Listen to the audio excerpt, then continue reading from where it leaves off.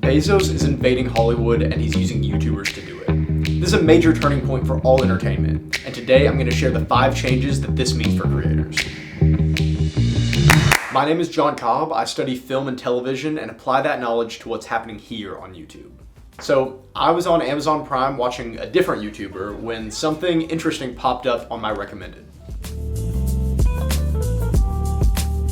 Ryan Trahan changed the game in YouTube in 2022 with his penny series. This is a penny, and I'm going to use it across America in the next 30 days. He traveled across the United States in 30 days, starting with just a penny, and he uploaded a video every day of the journey. Millions of people, myself included, tuned in each day to see what Ryan would do next. We raise 1 million meals, that's a win. Ryan Trahan raised over $1 million for charity and got millions of views because he approached his YouTube channel like a TV show.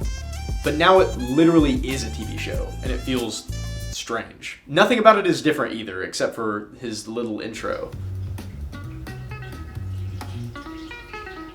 Amazon licensed his content unchanged, and he's not the only one.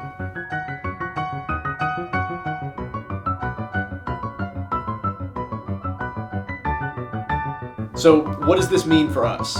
Here are the 5 big shifts that we'll see, and stick around because the last 2 are going to change the game. Number 1, a new audience.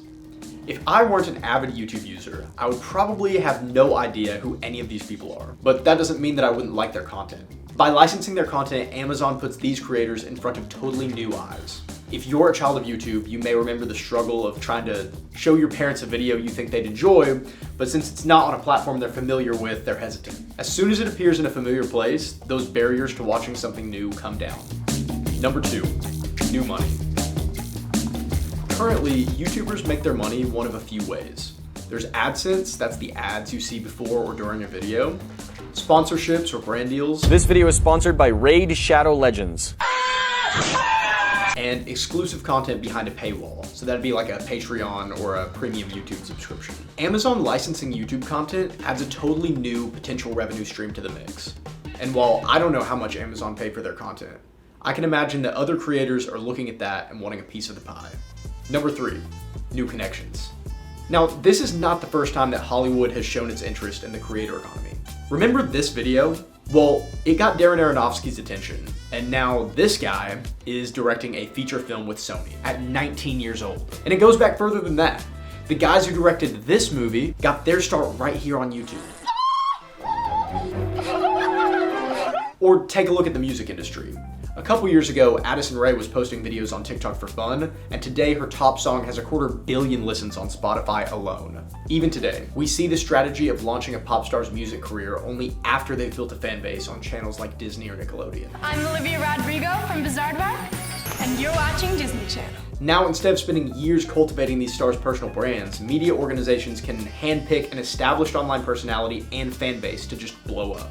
For this reason, I predict that being able to build and grow a strong personal brand will be a prerequisite for any career in entertainment. Now, for those of you still here, I expect these next 2 industry shifts to completely change the way that creators create and consumers consume. 4, traditional media will respond. Now, right now you wouldn't bat an eye at an ad like this. Want a Sprite cranberry? But would it surprise you if instead of LeBron James, it was a YouTuber coming through the door and offering you a Sprite cranberry? Sprite cranberry. We're also going to see a style shift in the media that we're consuming. Just like YouTube, these streaming platforms' ultimate goal is to keep you on the app as long as possible, which means optimizing viewer retention. That means faster cuts, more obvious stakes, and all sorts of tricks catering to shortening attention spans. There's a reason Mr. Beast videos look and feel the way that they do, and it's the same reason that Beast Games is outperforming everything else on Amazon right now. He's thinking about audience retention before they ever turn a camera on. And finally, the creator economy will respond.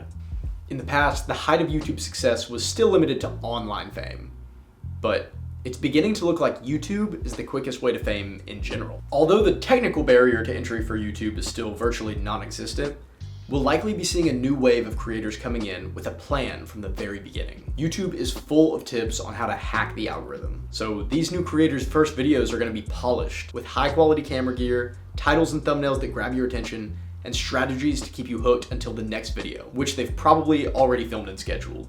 Remember going back to your creator's first videos and laughing? For tomorrow's YouTube success stories, that might be a thing of the past. Take a look at the first episode of Talk to A. You gotta put like an emphasis on it, like tuh. Like really. Yeah. Say it. All right, all together. Hawk 2.